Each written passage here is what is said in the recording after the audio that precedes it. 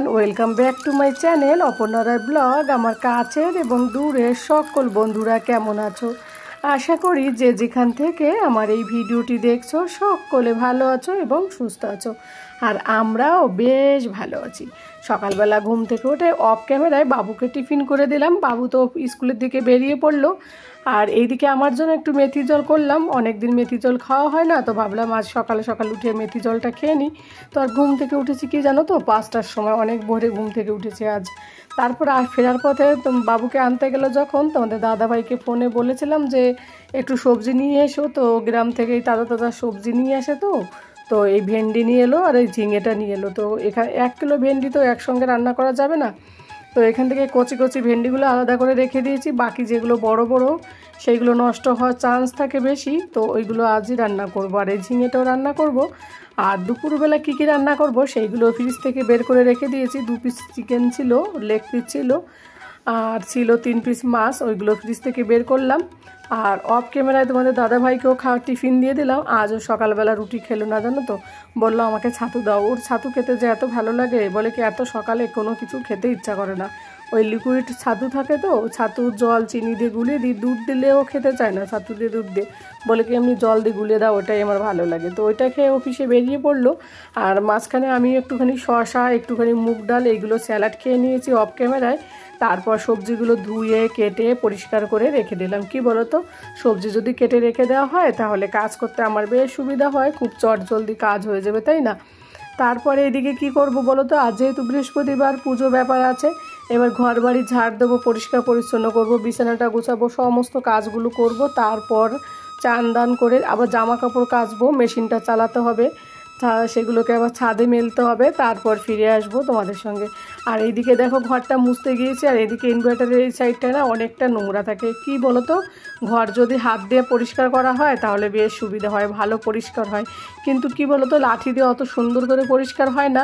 কিন্তু আমার প্রবলেম ওই, আমি একটু নিচু হয়ে বসতে কোনো কাজ করতে পারি না। ডাক্তারও আমাকে এমনিতেই বারণ করেছে, বেশি ঝোঁকা ঠিক না। যাদের ব্যাক পেইন আছে তারা জানে এই যে কত বড় একটা সমস্যা। তো যাই হোক, ঘর বাড়ি মুছে এবার ভেবেছি মেশিনটা, ওয়াশিং মেশিনটা চালাবো। মেশিন চালিয়ে তারপর একটুখানি চা খাবো। আর জামা কাপড় ভেবেছি বেশি হবে না, অল্প স্বল্প হবে। কিন্তু যখন কাচতে যাই না, তখন এটা ওটা দিয়ে কত যে জামা কাপড় হয়। আর এই বোঝো তো, বৃষ্টির দিনে জামা কাপড় ধুয়ে তারপর যে কি অসুবিধায় পড়ে যেতে হয়। তারপর আবার মেশিনে যেটা ড্রাই হয় সেটা আবার একটু খারাপ আছে। তো ওই কারণে ওখানটায় আর জামা কাপড়গুলো ধোয়া যায় না। এমনিতেই 2-3 দিন আগে যে জামা কাপড়গুলো ধুয়েছি সেইগুলো এখনও শুকায়নি। ঘরে থেকে থেকে আর শুকায় বলো, এই বৃষ্টি এই রোদ। এবার এই 4-5টা সিঁড়ি বেয়ে ছাদে যেতে যেতে জামা কাপড়গুলো ভিজে যায়, ছাদেও দেওয়া হয় না। তো আজ ভেবেছি যা হবে হবে, ছাদে জামা কাপড় মেলে দেবো। তো যাই হোক, মেশিনটা চালাতে দিয়ে এদিকে চাটা বানিয়ে নিলাম। আর চা খেতে তো তোমরা তো জানো আমি ভীষণ পছন্দ করি, আমার ভীষণ ভালো লাগে। আর এই চায়ের মধ্যে বিস্কিট ডুবিয়ে ডুবিয়ে খেতে তো উফ কি মজা না লাগে আমার। তো যাই হোক, এই চা খেতে খেতে চিন্তা করছি কি করব, এরপরে কি করব। তো প্রত্যেকটা কাজ যদি আগে থেকে চিন্তা ভাবনা করা থাকে তাহলে কাজগুলো করতে বেশ সুবিধা হয়, তাই না? আর আমি কি করি জানো তো, আগের দিন রাতের থেকেই চিন্তা করে রেখে দিই, তারপরেও একটুখানি ভাবি এর কি করব। তো যাই হোক, এবার এই চা খেতে খেতে না এর মধ্যে মেশিনটা আবার ডুং করে বেজে উঠলো। তো ওইটাকে আবার অফ করতে গেলাম। তো এখন চাটা খাওয়া হয়ে গেলে তারপরে জামা কাপড়গুলো ধোয়া হলে ভেবেছি ছাদে যাব। অনেক দিন ছাদে যাওয়া হয় না বলো তো। ছাদে গিয়ে জামা কাপড়গুলো মেলে দিয়ে তারপরে চান দান করে পুজো দিয়ে রান্না করতে ফিরবো। আর এই দেখো চলে এলাম ছাদে। নিয়ে 2 বালতি নিয়ে আসতে আমার মাথাটা মানে কি বলো তো, প্রচুর কষ্ট হয়েছে। আর এদিকে জল ভালো করে চিপড়াতে পারি না, সবগুলো যেগুলো মোটা মোটা জিনিস সেগুলোর এই যে এই ম্যাটগুলো তো মোটা, তো এইগুলো চিপড়াতে খুব অসুবিধা হয়, এই জন্য চিপড়ানো হয় না। এমনিতেই রোদে দিলে জল ঝরে যায়। ছাদে এসে দেখি খুব সুন্দর হাওয়া দিচ্ছে আর হালকা হালকা রোদ। এবার এই হালকা রোদ কখন আবার বৃষ্টি আসবে কেউ জানি না আমরা, তাই না? তো যাই হোক, ছাদে এসে বেশ ভালো লাগে। অ্যাকচুয়ালি কী বলো তো, ঘরের মধ্যে জানলা নেই, তো ছাদে এসে এই খোলামেলা আকাশের নিচে বেশ মজা লাগে। আর এই ইউটিউবে যবে থেকে কাজ করছি তবে থেকে আর বাইরে আসা খুব একটা হচ্ছে না। তো তার জন্য সবথেকে এখানটায় এসে আর কিছু ভালো লাগুক আর না লাগুক, এই ছাদটা আমার ভীষণ ভালো লাগে। ছাদের থেকে চারিদিকের পরিবেশটা দেখতেও বেশ মজা লাগে।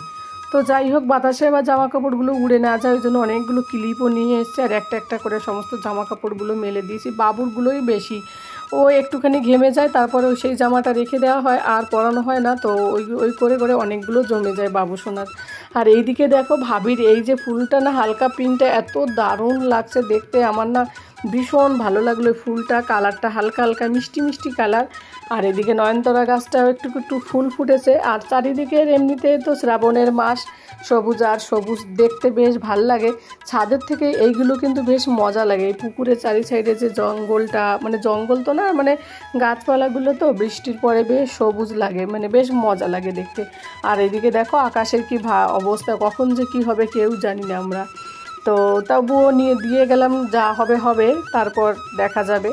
তো চলো তাহলে নিচে ফেরা যাক, নিচে ফিরে চান দান করতে হবে। নিচে আরও কিছু জামা কাপড় আছে, সেগুলো ধুয়ে ওখানটায় জল ঝরাতে দেবো, সেগুলো আর উপরে নিয়ে আসবো। আর এনার্জি নেই উপরে নিয়ে আসার, কেন বলো তো, যদি বৃষ্টি হয় আবার তো সেই আবার নিচেই মেলে দিতে হবে। তো যাই হোক নিচে চলে এলাম কথা বলতে বলতে তোমাদের সঙ্গে। আর এই সিঁড়ি বেয়ে বেয়ে যেতে আমার 12টা বেজে যায়। নামার থেকে উঠতে আরও বেশি কষ্ট হয়, বিশেষ করে ওই বালতিগুলো নিয়ে, ভারী ভারী বালতিগুলো নিয়ে। আর বাবু সোনা এখনও আসেনি, যদিও এখন ঘড়ির কাঁটায় বাজে 10টা। তো ভেবেছি ও আসার আগে 1 ঘন্টার মধ্যে সমস্ত রান্না কমপ্লিট করতে হবে, যেহেতু এইগুলো করতে করতে একটু লেট হলো। তো যাই হোক তারপরে অবশেষে চান দান করে মা লক্ষ্মীর পুজো দিতে চলে এলাম। আর আমি চেষ্টা করি আমার ঘরে যেন সারা জীবন লক্ষ্মীশ্রী থাকে, সেইভাবে আমি কোনো দিন মানি আর না মানি বৃহস্পতিবারটা অবশ্যই পালন করি। যত কাজ হোক যত কষ্ট হোক পুজোটা অবশ্যই নিয়ম মাফিক যেভাবে করা হয় সেইভাবে মা লক্ষ্মীর পুজোটা করি, যাতে মা লক্ষ্মীর আশীর্বাদ আমার ঘরে সারা জীবন থাকে। তো তাই সেই সকাল 5টা থেকে রাত অবধি যতটা চেষ্টা করি যেভাবে মা লক্ষ্মীকে খুশি করে রাখা যায় সেইগুলো করতে। তো যাই হোক বন্ধুরা, তারপরে ফিরে এলাম রান্নাঘরে। আর কি বলো তো, চান করে মাথার জল না শুকেই চলে গেছি পুজো দিতে জলদি জলদি। এদিকে রান্না করতে হবে, 11:30 বেজে গেল এখন আবার ঘড়ির কাঁটায়। তো রান্নাগুলো একসঙ্গে করতে হলে তো চারিদিকে উনুন জ্বালিয়ে নিয়েছে। এদিকে ভেন্ডি 2 দিকে দিয়েছে, একদিকে আলু একদিকে ভেন্ডি। পরে আলুটা ভাজা হয়ে গেলে একসঙ্গে এবার দিয়ে দিলাম, তাহলে চট জলদি রান্না হয়ে গেল।